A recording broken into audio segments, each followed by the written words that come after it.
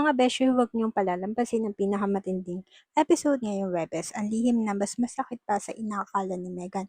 Kinabahan si Dara na sabihin sa kanya ni Megan ang kumakalat na balita na si Freddy umano ang tunay nitong ama. Sa unang pagkakataon, hindi niya alam kung alin ang mas kinakatakutan niya. Ang galit ng lahat kay Freddy o sa kanya. O ang katotohanan unti-unti nang lumalapit. Ang lahat ng lihim na buong buhay niyang tinago. Hindi si Freddy ang tunay na ama ni Megan, si George. Ang lalaking hindi kailanman dapat malaman ni Megan na bahagi ng kanyang pagkatao.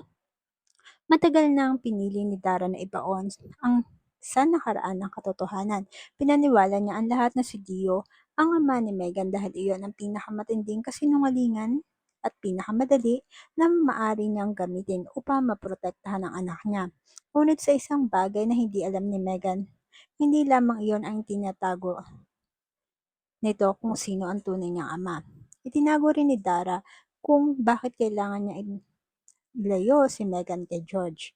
Hindi pwedeng malaman nila ang totoo, hindi pwedeng malaman ni Amelia, lalo na si Megan, saad ni Dara. Humigpit ng pagkakahawak niya sa isang lumang litrato kasama si George. Isang litrato na ilang taon na niyang tinago. Isang litrato na kapag nakita ni Megan, maaaring magbago ang buong pagkakakalala nito sa kanyang pamilya, sa kanyang pagkatao. Dahil hindi lamang isang lihim ang nakatago sa likod ng pangalan ni George.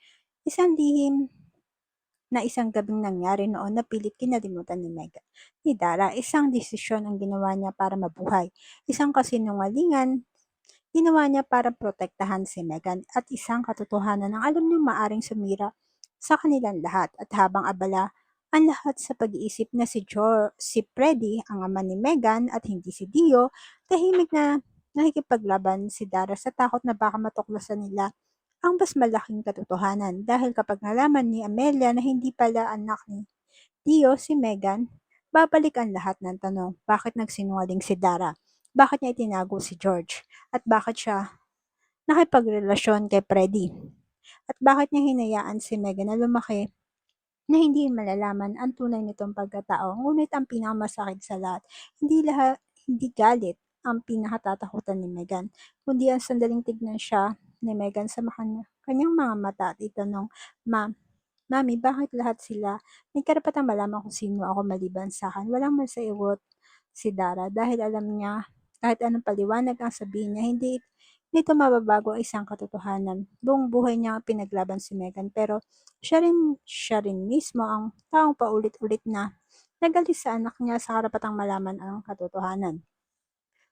At habang naniniwala si Megan sa mga kasinungalingan niya na si Freddy ay si Dio ang kanyang ama, isang mas malaking revelasyon ang unti-unting lumalapit.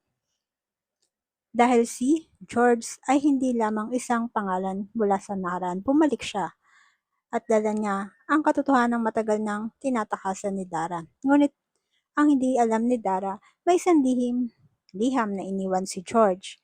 Isang liham para kay Megan. At sa liham na iyon nakasulat ang isang katotohanang maaaring tuluyang magwasak sa lahat. Hindi niya kailanman tinalikuran si Megan. Sa katunayan, ilang beses niyang sinubukang kausapin si Dara na siya ang makilalang ama ni Megan at hindi si Dio dahil sa yaman. Hindi niya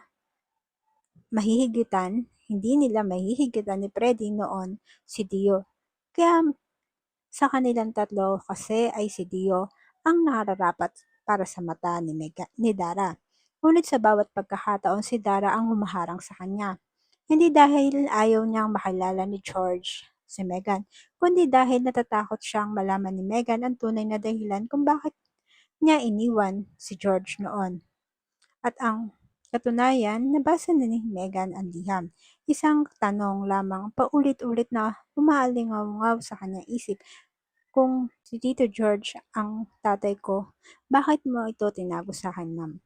Sa sandaling iyon, hindi na mahalaga kung sino ang tunay niyang ama.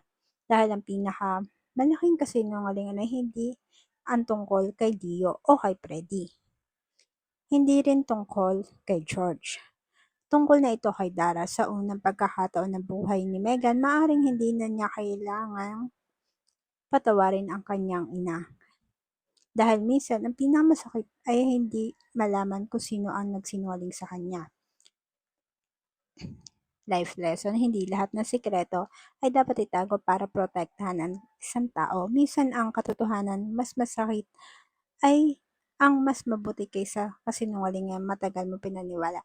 At higit sa lahat, kapag dumating ang araw na mabunyagan katotohanan, maaaring hindi na ang kasinungalingan mismo ang pinakamasakit, kundi ang malaman mo ang taong pinakamalaga sa buong buhay mo ay siya pala taong nagdesisyon na itago sa iyo ang totoo. Ang pagmamahal ay hindi lamang tungkol sa pagpoprotekta sa isang tao mula sa sakit. Minsan ang tunay na pagmamahal ay magkakaroon ng tapang sabihin ang katotohanan at kahit alam mong nasasaktan na siya, ay naroon ka pa rin.